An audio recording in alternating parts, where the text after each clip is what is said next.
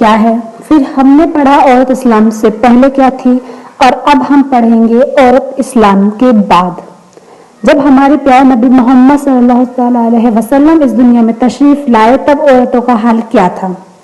جب ہمارے رسول رحمت حضرت محمد صلی اللہ تعالیٰ علیہ وسلم خدا کی طرف سے دین اسلام کے لیے تشریف لائے تو دنیا بھر کی ستائی ہوئی عورتوں کی قسمت کا ستارہ چمک اٹھا، اور اسلام کی بدولت ظلم مردوں کی ظلم و ستم سے کچلی اور روندی ہوئی عورتوں کا درجہ اس قدر بلند و بالا ہو گیا کہ عبادت اور معاملات بلکہ زندگی اور موت حال اور ہر موڑ پر عورتوں مرد کے دوش بدوش کھڑی ہو گئی اور مردوں کی برابری کی درجے پر پہنچ گئی۔ مردوں کی طرح عورتوں کی بھی حقوق مقرر ہو گئی اور ان کے حقوق کی حفاظت کے لیے کوئی نیم خداوندی کے آسمان سے نازل ہو گئی، اور ان کے حقوق لانے کے لیے اسلام قانون کے ماتحت میں یہ عدالت قائم ہو گئی۔ عورتوں کو مالکانہ حقوق حاصل ہو گیا، چنانچہ عورتیں اپنی مہر کی رقموں، اپنے تجارتوں، اپنی جائیدادوں کی مالکن بن گئی اور اپنے ماں باپ، بھائی بہن اور اولاد اور شوہر کی اگرچہ وہ عورتیں جو مردوں کی جوتیوں سے زیادہ ذلیل و خوار اور انتہائی مجبوری لاچار تھی، وہ مردوں کی دلوں کا سکون اور ان کے گھروں کی مالکن بن گئی۔ قرآن مجید میں صاف لفظوں میں اعلان فرما دیا گیا، خَلَقَ لَكُم مِّنْ أَنفُسِكُمْ أَزْوَاجًا لِتَسْكُنُوا إِلَيْهَا وَجَعَلَ بَيْنَكُم مَّوَدَّةً وَرَحْمَةً۔ اللہ تعالیٰ نے تمہارے لیے تمہارے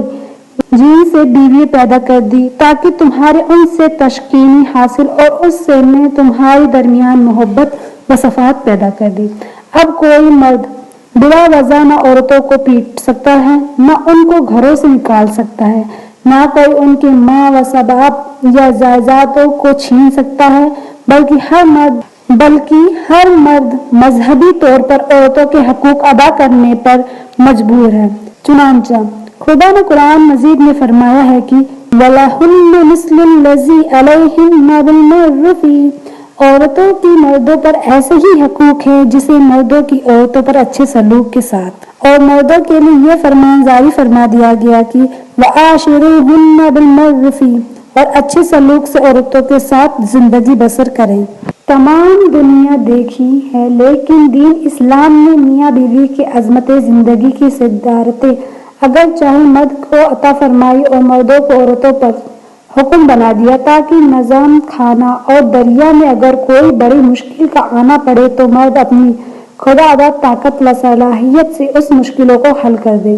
لیکن اس کے ساتھ ساتھ جہاں مردوں کی کچھ حقوق عورتوں پر واجب کر دیے ہیں وہیں عورتوں کے بھی کچھ حقوق مردوں پر لازم ٹھہرا دیے ہیں۔ اس لیے عورت اور مرد دونوں ایک دوسرے کے حقوق میں جکڑے ہوئے ہیں تاکہ دونوں ایک دوسرے کے حقوق کو ادا کر کے اپنی عظمت زندگی کو شادی بنائے اور مشرت کی جنت بنا دے اور نفاق و صفاق اور جھگڑوں کی جہنموں سے ہمیشہ کے لیے آزاد ہو جائے۔ عورتوں